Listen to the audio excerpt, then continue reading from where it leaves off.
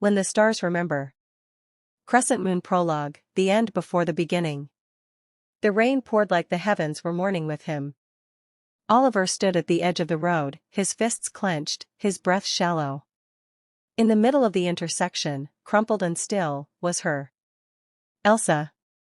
Her once bright hair was damp and matted, her eyes closed, her pale lips still curved into the faintest ghost of a smile, as if she were at peace at last. But Oliver was not. He had loved her in silence for 7 years, standing by her through heartbreak after heartbreak, pretending to be just her friend while she gave her heart to someone who didn't deserve it. He had held her when she cried.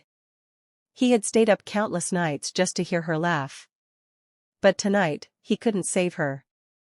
He fell to his knees as people shouted and sirens wailed in the distance. The world blurred, and his heart broke clean in two. When they took her away, he didn't follow. Hours later, he stood on a bridge under the cold stars, gripping the railing so tightly his knuckles turned white. "I'm sorry," he whispered to no one. To her. To himself. And then he let go. Chapter 1, Awakening. Darkness. It swallowed him whole, heavy and endless, stretching on like an ocean with no shore. Somewhere in that vast black, Oliver floated, weightless, untethered, clutching one last thought like a lifeline. Elsa. Her name. Her laugh. That faint scent of roses she left behind in every room. Her eyes, stormy blue, bright and sad at the same time. And then. The scream. Her scream. The sickening crunch of metal and glass. The smell of smoke and blood. Her hand slipping from his fingers as everything went silent. He had failed her. He had wanted it to end. But now. Light. Blinding, searing light pierced the darkness. His lungs heaved painfully as he gasped for air, like he'd been holding his breath for centuries. And then, he saw it.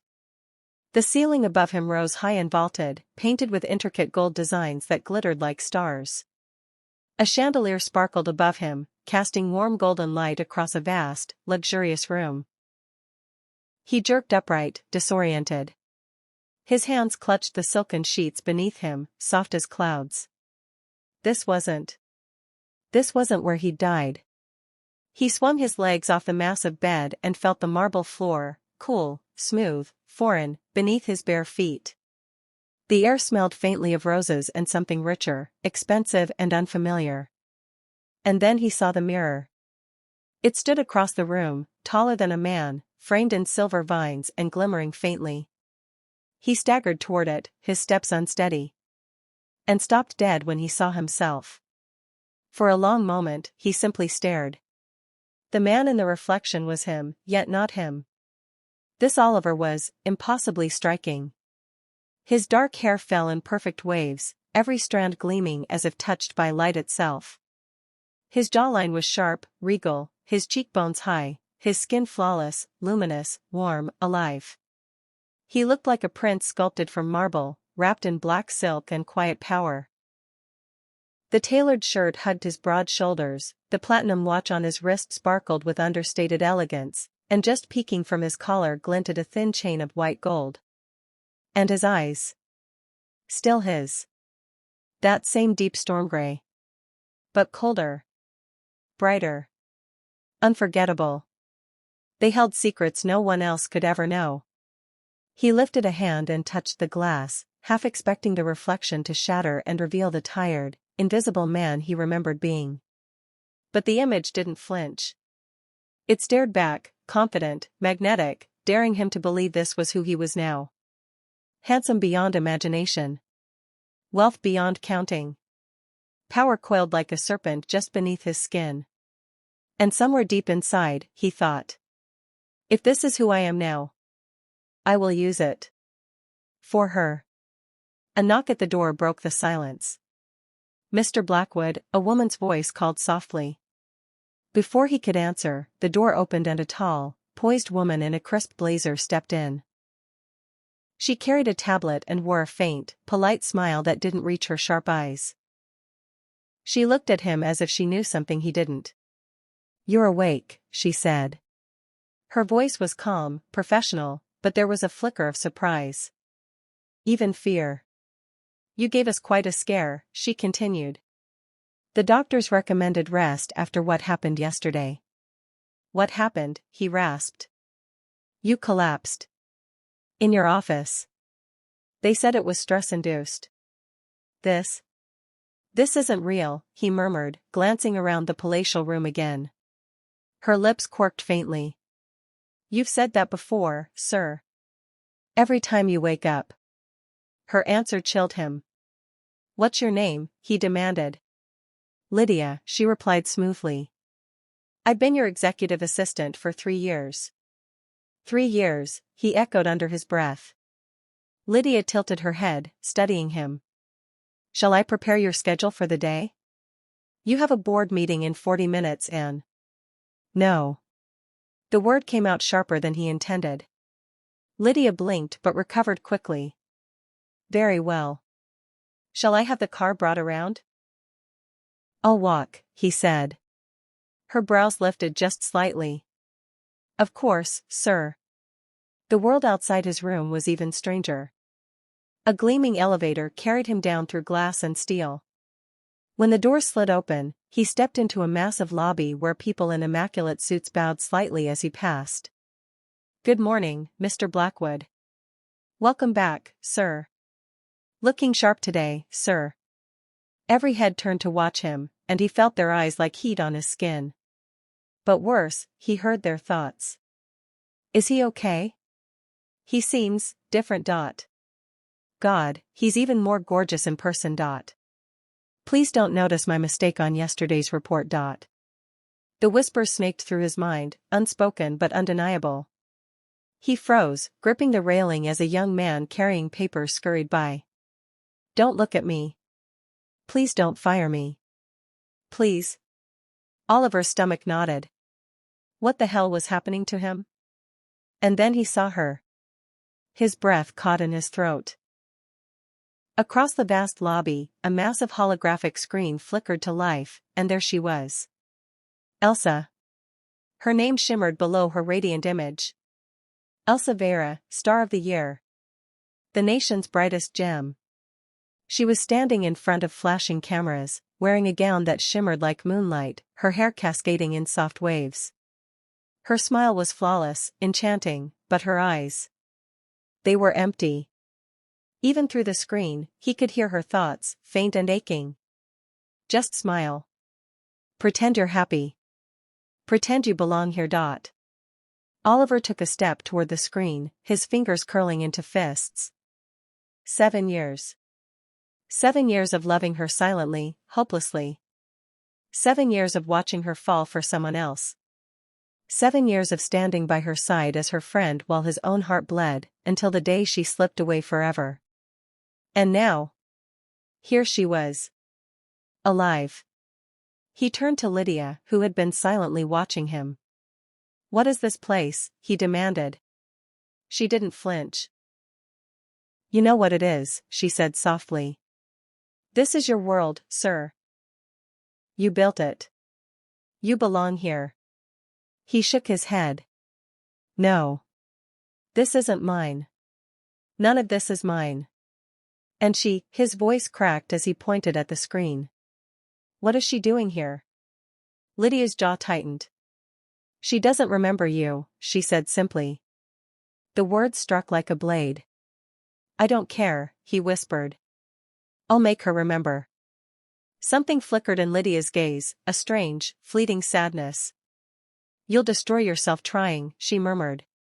Then so be it, he said. He turned back to the screen just in time to see Elsa wave delicately at the crowd, her stormy eyes scanning the cameras, her smile unwavering. Somewhere deep inside, he felt something lock into place, a quiet, dangerous resolve. He didn't know what this world wanted from him. Didn't know what it would take to bring her back to him. But he knew one thing. If fate had given him this second chance, he would not waste it. Not this time. Above him, the chandelier glittered faintly. And for just a moment, it looked like stars. And somehow, he knew they remembered too. Milky Way. End of Chapter 1. Chapter 2, New Reality.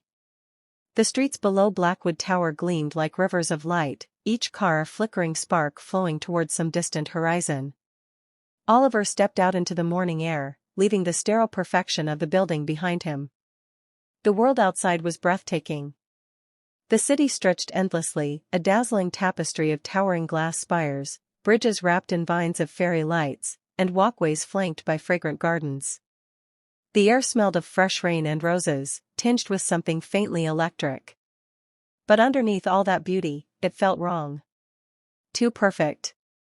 Like a painting hanging just slightly crooked on the wall. He walked aimlessly, ignoring the stream of people who parted silently around him as if he carried his own gravity. Their eyes followed him, and their thoughts. That's Oliver Blackwood. He's even more gorgeous than the tabloids say. Don't make eye contact, don't offend him. How does someone like him even exist? He clenched his fists, trying to block the voices out, but they kept leaking through, quiet whispers that wormed into his mind no matter how he tried to shut them out. A soft hum caught his attention, a giant hollow screen floating over the plaza ahead. And there she was again. Elsa. She stood on stage, accepting yet another award in front of a roaring crowd. Her pale gown shimmered like moonlight, her hair loose around her shoulders. The sight of her made his chest ache. She smiled for the cameras, but the sadness in her eyes was unmistakable. He could hear it too, faint and bitter. Just keep smiling. Don't let them see. You can cry later. His heart twisted. It didn't matter that she didn't remember him. It didn't matter that this wasn't the same world where they'd lived and died. What mattered was that she was hurting. And she was here. And this time, he wasn't going to stand back and watch. He kept walking, the crowd melting around him, until he reached a quiet park nestled between two towering skyscrapers. It was empty but for a few doves pecking at the grass. He sat heavily on a wooden bench and stared at his hands, the expensive watch glittering on his wrist, the faint tremor in his fingers. He didn't know who he was in this world. He didn't know what this world was. But he did know one thing. He had power here. And if it could help her, he would use it. A faint breeze rustled the leaves overhead. And then, a quiet voice. Mr. Blackwood. He didn't have to turn to know it was Lydia. She stood a few feet away, still in her blazer and pencil skirt, her tablet clutched tightly in both hands. You've missed 2 meetings already, she said. Her tone was polite but clipped. You're worrying the board. Let them worry, he replied flatly. Lydia raised a brow. Not like you to be reckless, sir. He finally turned to her, his storm gray eyes sharp as glass. Tell me something, Lydia, he said quietly. What is she to me in this world? There was a beat of silence. Lydia's fingers tightened on her tablet, and she glanced at the hollow screen still playing Elsa's radiant image in the distance. She's untouchable, she murmured finally. A star. Adored. Guarded. The kind of woman men destroy themselves chasing. Her gaze returned to his. And you have never been the chasing kind. Oliver let out a humorless laugh. Maybe it's time that changed.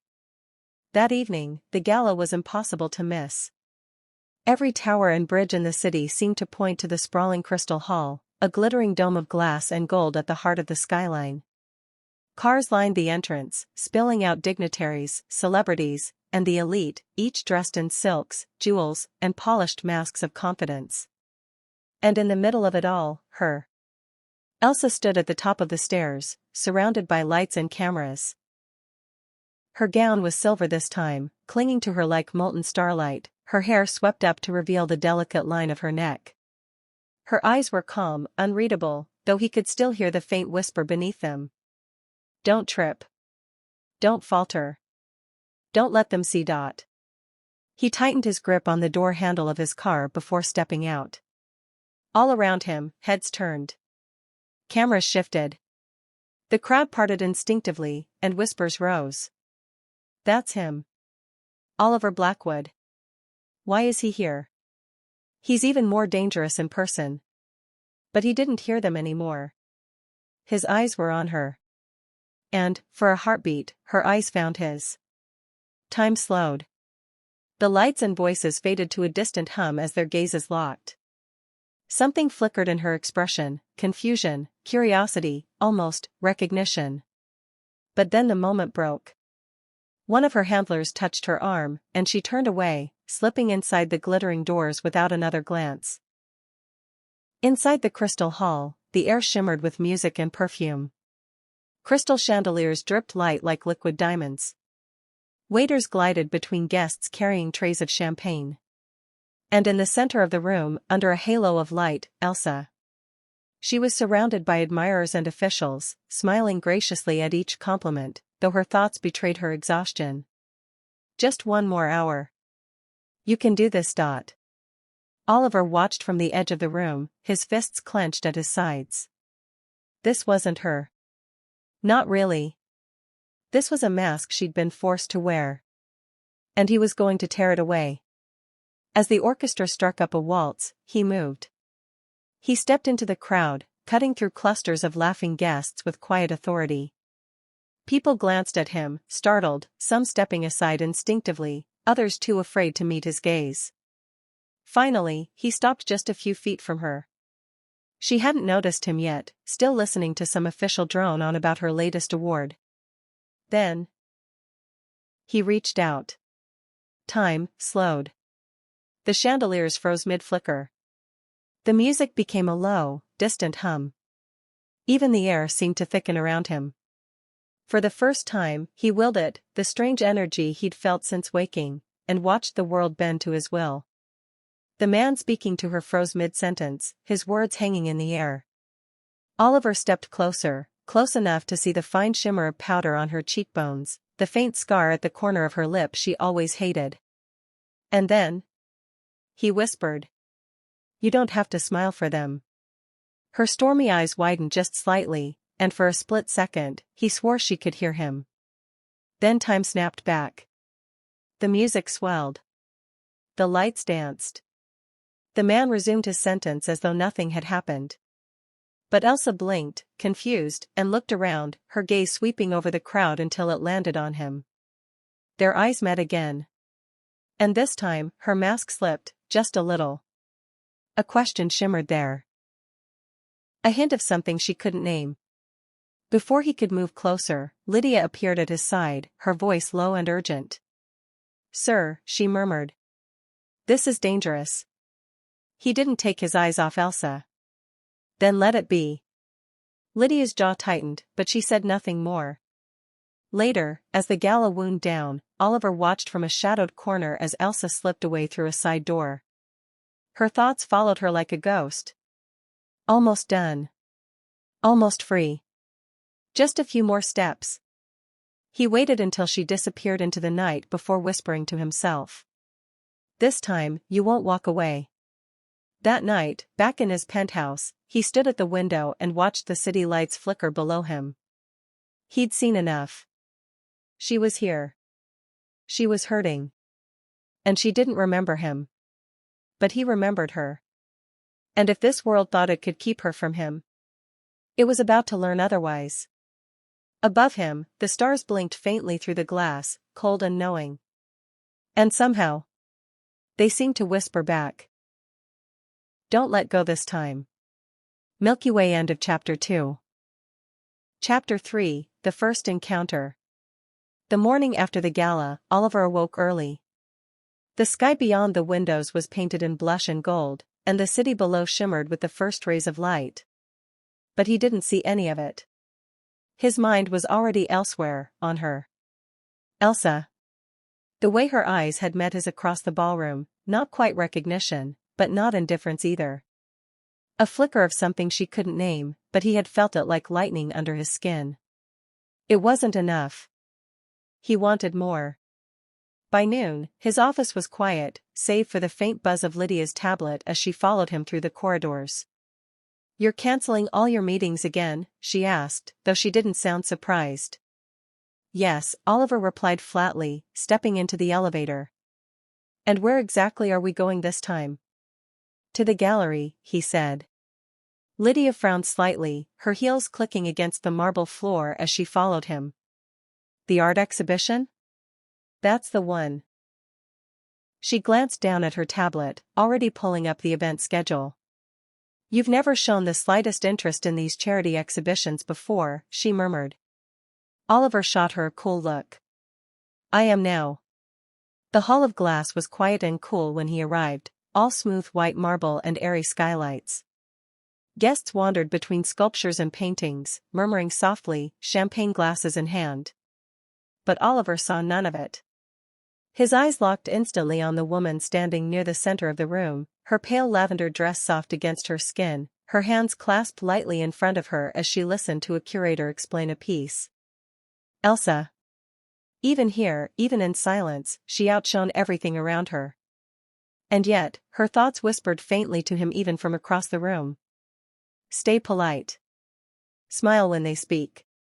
Don't let them see you're bored. Don't let them see anything. Oliver moved slowly through the room, weaving between guests, his eyes fixed on her. A waiter passed in front of him, offering a drink. He ignored it. She didn't notice him at first, too busy nodding at whatever the curator was saying. But then, as though sensing something, she glanced up. And their eyes met. For just a heartbeat, she froze. Her smile faltered, confusion flickering in her expression. Oliver inclined his head slightly, a silent acknowledgement, before stepping closer. When he stopped just a few feet away, the curator finally noticed him and swallowed nervously. Ah, Mr. Blackwood, the man stammered. An unexpected honor. Oliver barely spared him a glance. His eyes were on Elsa, stormy gray meeting her stormy blue. Miss Vera, he said quietly.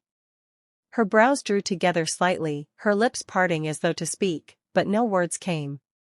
He waited. Finally, she seemed to recover, forcing a polite smile. Mr. Blackwood, she said softly. Even hearing her voice again sent a shiver down his spine. The curator excused himself hastily, sensing the tension between them, leaving them alone. You're not usually seen at events like this, she remarked, her tone careful. And you? He countered smoothly. Her smile didn't quite reach her eyes.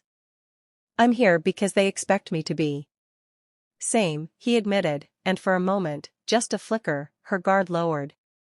They stood in silence for a few seconds, the soft murmur of the gallery around them fading into nothing. Do I make you nervous? He asked finally. Her eyes widened just slightly. I don't even know you, she replied, her voice quiet but steady. Oliver let the faintest smile curve his lips. Not yet. For the first time, she looked at him directly, really looked, and he could almost see the question forming in her mind. Why does he feel familiar? He caught it. He savored it. But before he could say more, another guest approached her, some director or producer, eager for her attention. And she turned away, her mask slipping back into place. I should get back, she murmured over her shoulder. Oliver watched her walk away, her thoughts faint but audible. Who is he? Why does he look at me like that? He stayed there, letting the question linger in the air long after she disappeared around the corner. That night, in the silence of his penthouse, Oliver stood before the mirror again.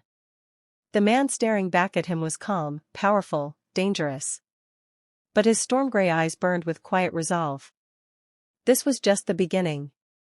Tomorrow, and the next day, and the next, he would find her again. And again. Until she remembered. Until she chose him. Until she was his. He traced the edge of the mirror with his fingertip and whispered her name into the empty room. Elsa. The city lights outside sparkled like stars. And for the first time since his awakening, he allowed himself a real smile. Milky Way. End of Chapter 3. Chapter 4, The Power Within. The morning came quietly. The first rays of dawn spilled through the glass walls of Oliver's penthouse, staining the marble floors in gold and pink. He sat at the edge of his bed, awake long before the sun rose, fingers laced loosely in his lap. His reflection in the darkened window stared back at him, calm, perfect, unreadable. But inside, something shifted. That strange energy still thrummed under his skin like a living thing. Every breath he took seemed to vibrate through him, every beat of his heart louder than the last. The memories of last night's gala replayed over and over, her eyes meeting his across the room, that fleeting crack in her armor when he whispered into frozen time. For the first time in 7 years, he had felt alive. But now? He flexed his fingers slowly and watched the faint shimmer that danced across his knuckles before fading. Whatever this was, it wasn't just a gift. It was a weapon. And he intended to use it. By midday he was already outside, walking briskly through the streets with no particular destination. The city around him sparkled under the sun, fountains bubbled in the plazas, bridges gleamed with hanging gardens, children chased after holographic birds as though nothing could ever go wrong. But Oliver barely noticed. He moved like a shadow between the crowds, his long black coat sweeping behind him. Whenever he let his mind open, the voices came flooding in. A man arguing into his phone as he passed. I told her it wasn't my fault. If she leaves, that's on her. A woman holding a bouquet of white lilies. He won't even notice these. He never does. A child pulling at her mother's skirt. Please, Mama. Ice cream. Please. And beneath it all, faint and far away, her voice. Elsa. Just one more smile. Just a little longer. Then I can go home. It was enough to quicken his steps. The soundstage was tucked behind towering white walls on a quiet street. Oliver stood at the gates for a moment, his storm-gray eyes fixed on the guards stationed outside. They stiffened when they saw him, eyes darting nervously to each other, fingers twitching toward their earpieces. But none of them moved to stop him. They didn't even speak as he walked past. Their thoughts whispered faintly as he passed. That's him. Oliver Blackwood. Don't look him in the eye. Why's he here? Is she? Just don't get fired. Don't make a scene. Inside, the air was warm and heavy with the scent of hairspray and sweat. Bright lights blazed from high above, casting long shadows across the stage. Assistants scurried back and forth, barking orders, carrying racks of costumes and trays of bottled water. And at the center of it all, Elsa. She stood under the hot lights in a gown of deep scarlet that shimmered every time she moved. Her hair was swept into a loose chignon, delicate strands framing her face perfectly. To everyone else, she was flawless. But Oliver could hear what no one else could. Don't trip. Don't let your knees shake. Just a few more takes. Pretend you're fine. Her thoughts trembled like glass. He stayed in the shadows, watching. The director, a tall man with a sharp goatee, clapped his hands. Places. Everyone, quiet. This is the last shot. Crew members scrambled back to their marks, the air thick with anticipation. Above them, the massive metal rig holding the main spotlight groaned faintly as one of the riggers adjusted it from the catwalk. Oliver's gaze snapped upward. And his breath caught. A frayed cable, thin as a spider's web but deadly, strained under the weight of the rig. He felt it before it happened. Time stretched long and thin as the cable snapped. The sound was deafening in the silence that followed. And Oliver moved. Everything stopped. The screams froze in the air. The falling spotlight hung suspended inches above Elsa's head. Even the dust from the rafters seemed caught in the glow of the lights, unmoving. Oliver stepped forward, his footsteps echoing like thunder in the silence of this frozen world. He reached out and gripped the edge of the spotlight, feeling its weight press against him even though time itself had halted. With a single push, he nudged it just far enough to the side that it would crash harmlessly to the floor. The energy crackled through him, sharp, hot, alive. But already he could feel it draining him. A dull ache bloomed behind his eyes, spreading quickly through his chest and down into his legs. He straightened slowly, adjusted his cuff, and whispered to her frozen figure. You don't get to leave me. Not yet. Then he let go. Time snapped back. The spotlight crashed to the ground inches away from her, shattering into sparks and metal shards. The entire set erupted into chaos. People screamed, diving for cover. The director shouted orders no one could hear over the noise. Elsa staggered back, her hands flying to her mouth. And then, her eyes found his. Storm gray meeting storm blue. For a fleeting moment, confusion danced across her face. And beneath it, faint but certain, her thought brushed against his mind. Did he? Before she could say anything, he was already gone, slipping back into the shadows as the crew rushed toward her. Later that evening, Oliver leaned heavily against the cool marble of his bathroom wall.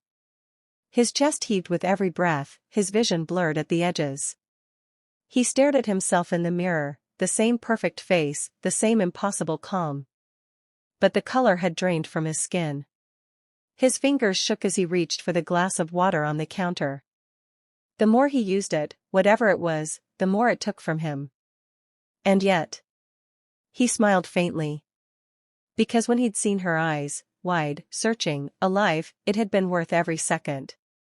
For hours after midnight he stood at the floor-to-ceiling window of his penthouse, watching the city glitter below.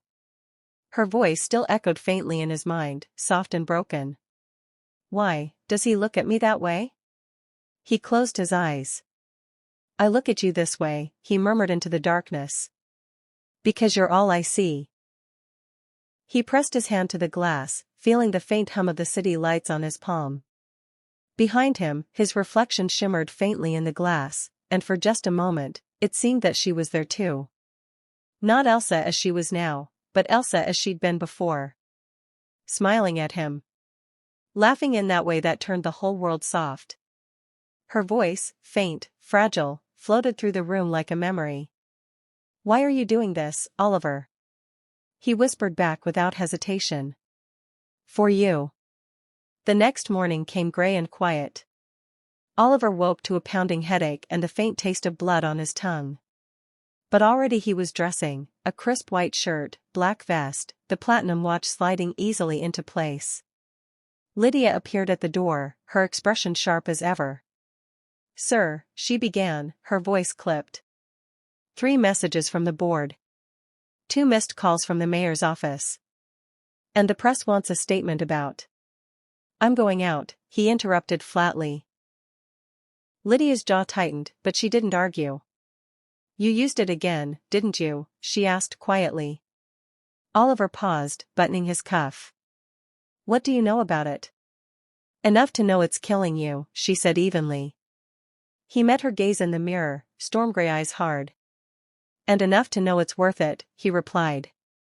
She didn't speak after that. By noon, he was back outside. The streets were alive with people again, but this time he didn't listen to their thoughts. Not yet. He found himself standing in front of the soundstage where the accident had happened, watching as the crew repaired the shattered rig. Elsa wasn't there anymore, but her presence lingered, faint and fragile, like a ghost. One of the crew glanced up at him nervously, then quickly looked away. Nobody dared approach. He closed his eyes, letting the hum of energy build under his skin once more. Her voice was out there somewhere. And he would find her again. Chapter 5, The Mask She Wears. The world loved her. That much was clear. Every magazine cover, every glowing headline, every flashing billboard in the city bore her face. Elsa Vera, the untouchable star. The queen of the silver screen. The angel who walks among us. Her smile looked effortless in every photo. Her eyes sparkled on every poster. To everyone else, she was perfect. But Oliver knew better. It started with a single thread. The morning after the soundstage accident, he sat in his penthouse office, scrolling through page after page of financial statements, contracts, and news clippings Lydia had gathered for him. Her entire career, meticulously built, perfectly polished, was all there in black and white. And between the lines, he began to see it. The hidden claws of the people around her. A contract that locked her into a controlling agency for another 5 years. A set of appearance obligations that demanded she attend events even when sick or injured. An assistant who leaked personal details to the press in exchange for cash. A manager quietly funneling her earnings into offshore accounts under his name. And behind it all, a name that kept appearing again and again, Victor Armand. The head of her agency. The man who discovered her. The man who owned her. Oliver's jaw tightened as he flipped through another file. She had been nothing but a product to them, a beautiful, fragile bird they kept in a cage and displayed to the world. And no one had seen it. Until now. That evening, he followed her. Not directly, not yet. He simply watched from the shadows as she left her apartment building, trailed by photographers and fans, slipping into the back of a black car. Through the tinted window, he could see her profile, flawless, serene. But faintly, he heard her thoughts. Just one more dinner. One more smile. Then you can cry in the car later. The car took her to a glittering restaurant where a dozen powerful men and women waited. He watched from across the street, leaning casually against a lamppost as she stepped out into the light, her gown shimmering like water.